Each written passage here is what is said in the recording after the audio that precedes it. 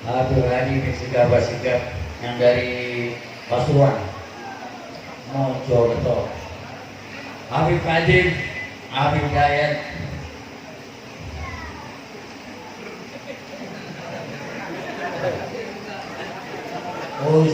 Rahman, Ustaz Abdul Aziz, Ketua RW, Ketua RT, Ketua PKK, Ketua PKS, Kajian Umum, para hadirin semuanya dan ibu-ibu yang tampak sudah tidak berdaya.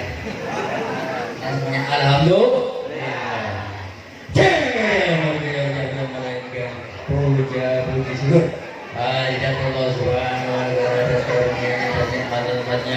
yang telah dilimpahkan kepada kita, terutama yang paling utama nikmat iman, amin, nikmat Islam, amin, panjang umur, amin, sehat walafiat, amin, segar waras, amin, ya rabbal alamin.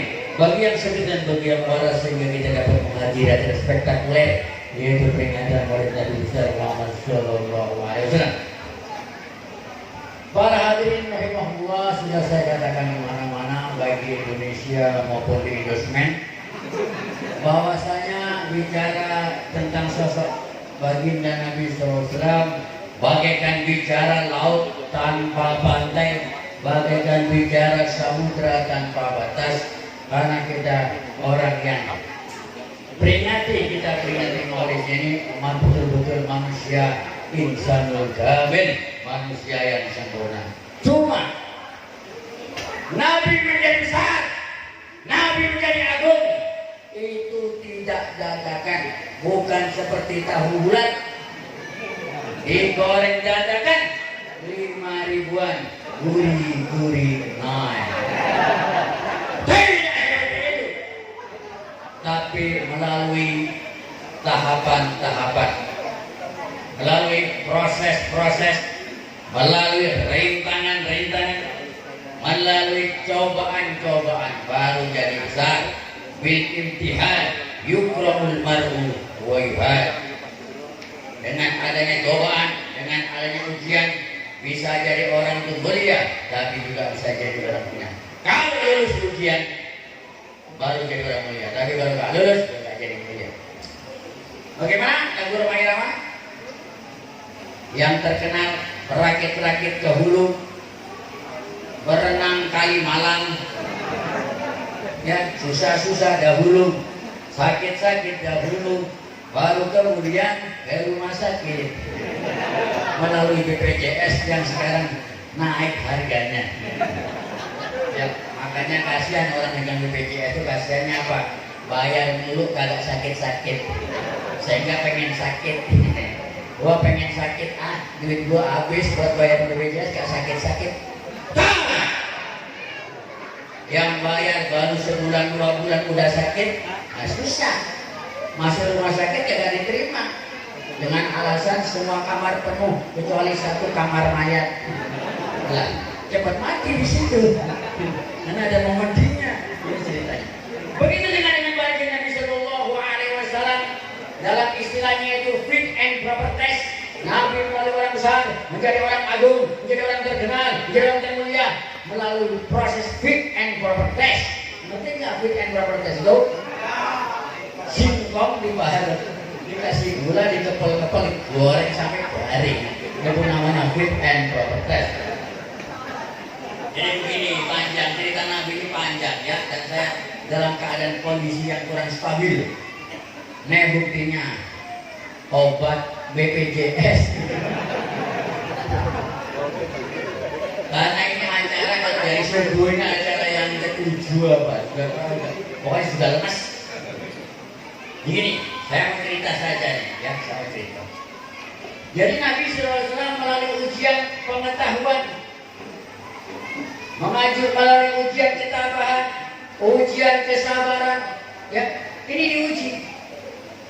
Bagaimana luas ilmunya, bagaimana luas pengalamannya, bagaimana luas pengetahuannya, bagaimana kesaktiannya, bagaimana kesabarannya, bagaimana ketabahannya. Ini melalui proses-proses ujian. Ambil contoh. Ini sebenarnya sudah sering saya sampaikan, cuma di daerah sini belum. RT 0 berapa ini? 02 02 ya? RW 02 RT 03. Datang seorang pendeta Yahudi menemui baginda Nabi Sallallahu Alaihi Wasallam bertanya tentang 3 perkara. Apaan tuh? Yang pertama tanya, ini Yahudinya mengatakan, ya Muhammad, seandainya kamu bisa jawab ini 3 pertanyaan saya beriman sama kamu. Saya mengakui kamu betul-betul seorang Rasul, kamu betul-betul seorang Nabi, seorang Nabi. Karena pertanyaan ini tidak bisa dijawab kecuali seorang Nabi awal mursalin melalui wahyu. Kalau nggak bisa. Pertama, ini saya singkat saja, nggak saya semuanya. Di mana? Jadi kalau kita baca nih Quran surat Ibrahim, di situ ada ayat yauma tubaddalul ardu ghairul ardi was samawat. Yauma tubaddalul ardu ghairul ardi was samawat.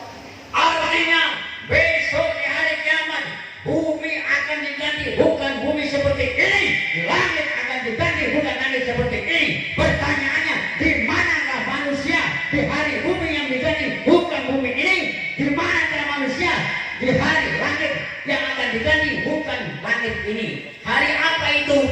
Yauma la tanjala wa la turuna la. Di hari itu tidak ada tanjakan, wala turunan, tidak ada turunan. Tanjakan turunan tidak ada. Yauma la tanjala wa la turuna la. Di hari itu ada tanjakan dan tidak ada turunan. Kalau memang tidak ada tanjakan, kalau memang tidak ada turunan, lalu bagaimana bentuknya bumi? Wal ardu yauma idzin rata. Buminya rata. Wal ardu yauma idzin rata. Buminya rata. Kenapa kok rata? Terulang kembali. Yauma la tanjala wa la turuna la. Di hari tidak ada tanjakan, tidak ada turunan. Wal ardu yauma idzin rata. Dan buminya rata. Lah manusianya di mana? Ini dipertanyakan sama Nabi Rasul. Dijawab sama Nabi langsung. Bidul madal dunal jisr. Dalam kegelapan di bawah jembatan Siratal Mustaqim, mereka akan melewati jembatan Siratal Mustaqim. Lalu siapa? Rombongan siapa yang pertama kali melewatinya? Fuqara'ul muhajirin, orang-orang fuqara muhajir yang hijrah bersama Nabi, meninggalkan anak bini, meninggalkan anak harta benda demi mengikuti jejak langkah Habibul Mustafa sallallahu alaihi wa alihi, mengikuti jejak Rasulullah. Semua ditinggalkan, Pak, tak punya apa-apa, dan mengikuti Nabi sallallahu alaihi wasallam. Ini ceritanya begitu. Walaupun dalam peristiwa hijrah itu ada namanya hijrah Umukis. Umukis itu ada salah satu sahabat ikut juga, sama-sama bawa ransel, sama-sama bawa koper pergi ke Madinah, tapi niatnya agak keliru. Kenapa? Gebetannya namanya Umukis, hijrah ke Madinah. Dia si cowoknya ini ngejar gebetan yang namanya Umukis. Nah, orang tidak tahu apa yang di hatinya. Sama-sama bawa koper, sama-sama bawa ransel, sama-sama berangkat ke Madinah. Tapi Nabi tahu, Nabi ngasih isyarat, Nabi ngasih teguran secara halus. Apa? Innamal a'malu binniyat wa innamal likulli imrin ma nawa. Wa man kanat hijratuhu ila Allah wa rasulih fa hijratuhu ila Allah wa rasulih. Wa man kanat hijratuhu lidunya yusibuha aw imra'atin yankihuha, ini atau wanita sama ke Madinah, tapi wanita yang akan dinikahi, fa hijratuhu ila muhajir. Maka hijrahnya tergantung apa yang diniati. Ngejar gebetan, dia kalau gebetnya gak baik, kalau gebetnya ketemu. Jadi gebetan itu bukan bid'ah. Gebetan bukan bid'ah, karena juga ada di zaman Nabi Sallallahu Alaihi Wasallam. Ya. Gebetan bukan bid'ah, ya, karena sudah ada di zaman Nabi Sallallahu Alaihi Wasallam. Ini masalahnya. Yang kedua, pertanyaannya, yang berapa ini? Waduh, saya tahu udah lama-lama.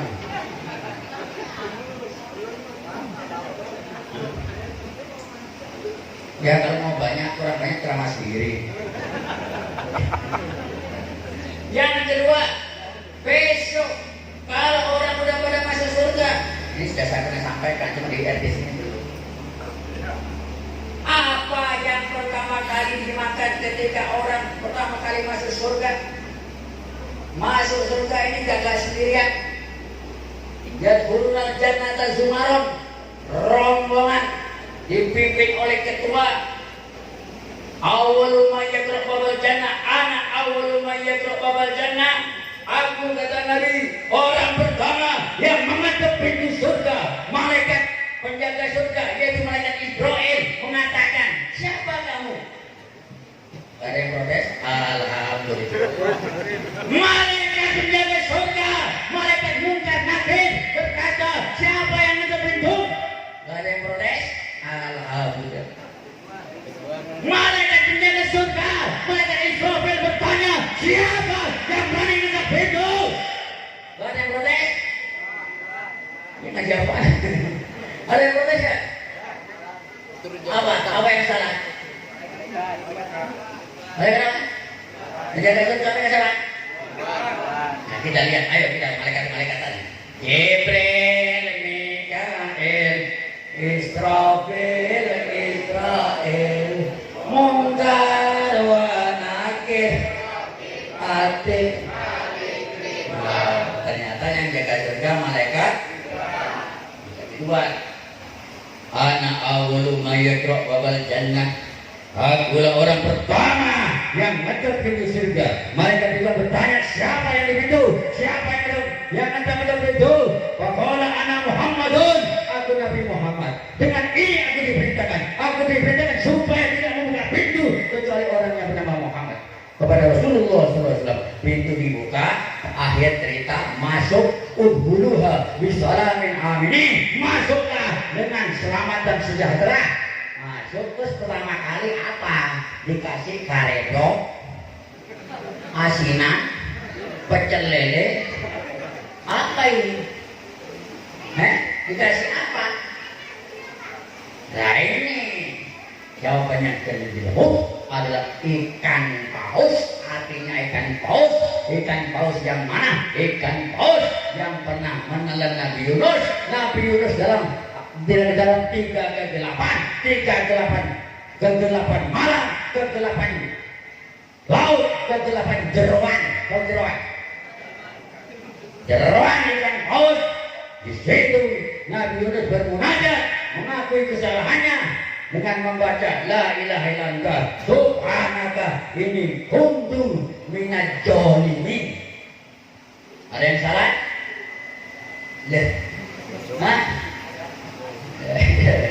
Lainnya, ini Nabi Yunus bertasbih. Afdalul doa Haji Yunus, kata Nabi SAW dalam suatu riwayat, doa yang keren, doa saudara Nabi Yunus. Kenapa?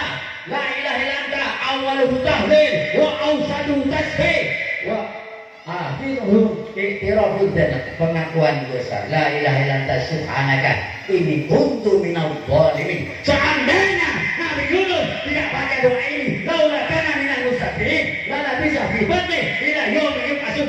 Seandainya Nabi Yunus tidak bertasbih, tidak mengakui kesalahan, niscaya akan tinggal di perut ikan sampai hari kiamat ini, Pak. Minadz zalimin. Tapi saya masuk Bekasi tahun 88, saya mendengar pujian dari sebuah musola. La ilaha illallah subhanaka inni kuntu minadz zalimin. Lah zalimi iku apa? Zalimi ini maknanya beda, Pak, rusakannya. Ya, ada selawatnya nih. Allahumma sholli ala sayyidina Muhammad wa askilin zalimin bi zalimin. Ini yang kita bahas, zalimin bi zalimin. Tahu zalimin? Zalimin. Jadi bukan gak paham. Artinya rusak, ya. Jangan dibiasakan dot bunyi jot. Nanti bisa kejadian terparah di bluebird taksi, bluebird Pendawa, ya. Imami Pak, dotnya jadi jot. Itu yang sering saya katakan pas ayatnya alam nasro. Allazi anqadha jotro. Bukan jotro. Rusak. Cocok. Buyar.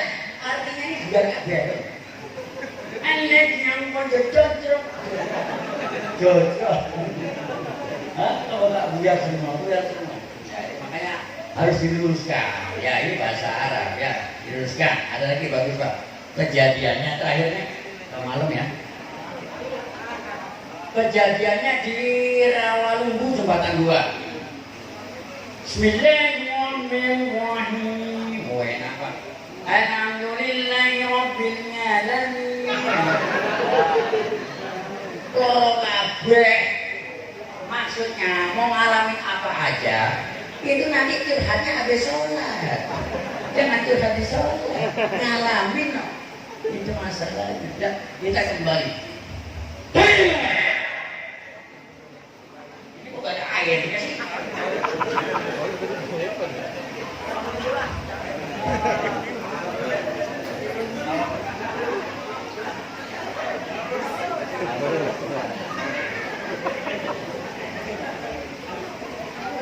Enggak suaranya klocak-klocok. Oh itu klocak-klocok tapi nggak sampai sini. Halo, air mancur.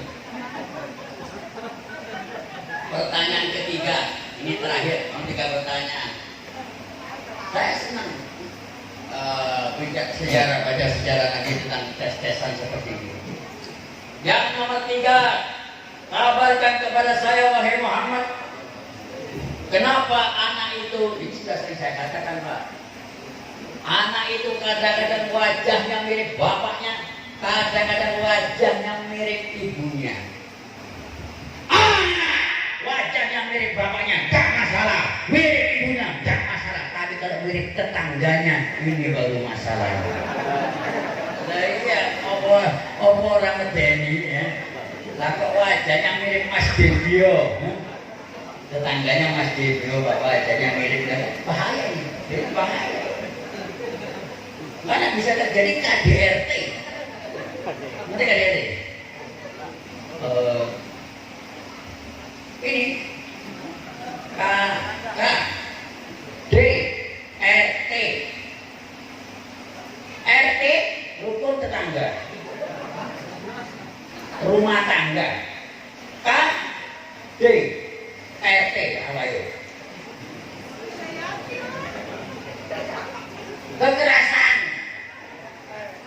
Kekerasan dalam rumah tangga. Nah, ini Pak terjadi KDRT. Oh iya, mesti terjadi itu kenapa? Mungkin suami menyangka dirinya iya macam-macam, apalagi zaman sekarang pakai WA, pakai SMS, ya kan?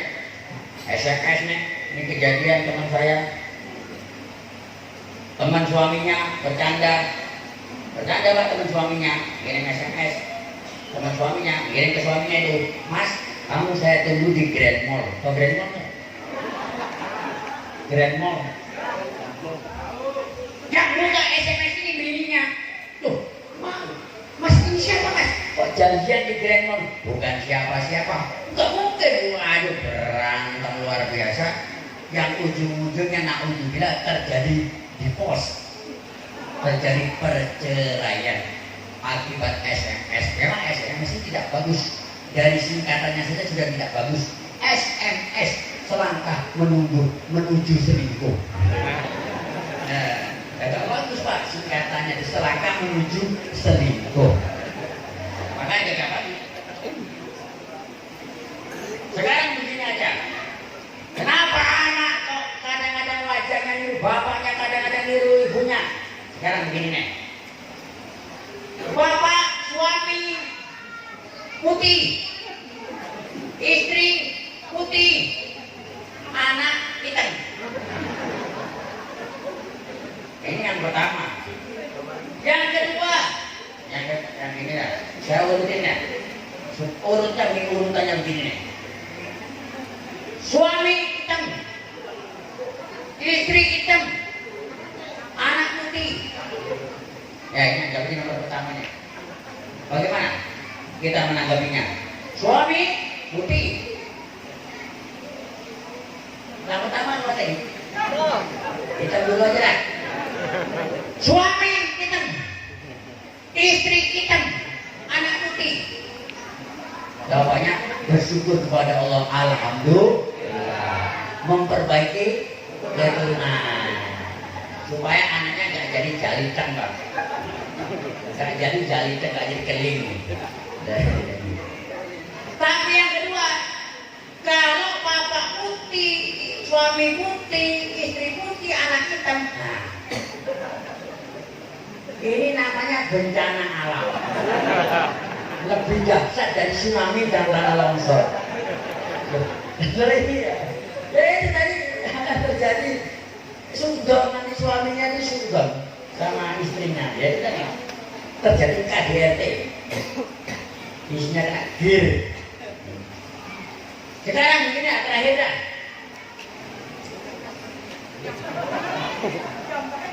Jam-jam 2, HP-HP 2. Nah, terus sini. Gua lihat HP-HP 2 dewek. Apa gak boleh? suami hitam, istri putih. Nah, ini Pak. Ini Pak, anaknya blontang ini. Cuma yang kasihan istrinya. Kenapa? Yang dari istrinya ini kasihan kenapa? Mempunyai kekasih gelap. Kekasih gelap ya katanya. Nah, namanya kekasih gelap itu kekasihnya ireng. Nah, itu. Ya. Kesimpulan. Saya ulangi lagi, kenapa pertanyaannya anak itu bapaknya? Ini Pak, saya tidak akan jawab secara isyarat saja ya. Seandainya ini lomba lari, ini pernah saya katakan lomba lari, ini ada start, itu ada finish. Mana yang satu kan siap-siap kalau lomba lari? Orang lomba lari siap-siap enggak? Siap-siap kan gini. 1, 2 kan gini. Ya kan? Ya kan begitu kan? Baru lari. Apa ada orang satu? Ada nggak ada. Lah, Mana yang siap-siap, mana yang mencapai garis finish duluan, itu anaknya kayak begitu Pak. Udah, nggak usah dipikirin. Ya, Siapa yang mencapai garis finish duluan, itu anaknya seperti itu. tidak saya kalau mau tapi kalau bisa, mau.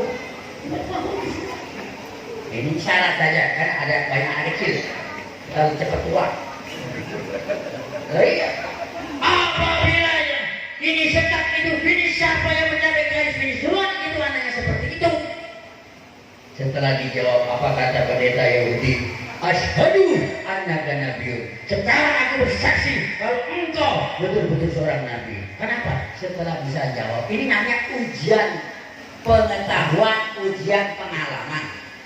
Jadi yang dikatanya ilmunya Nabi luas, sebagaimana dibedah, wa min ulumika ilmalauhi wal qalami, ilmunya baginda Rasulullah SAW.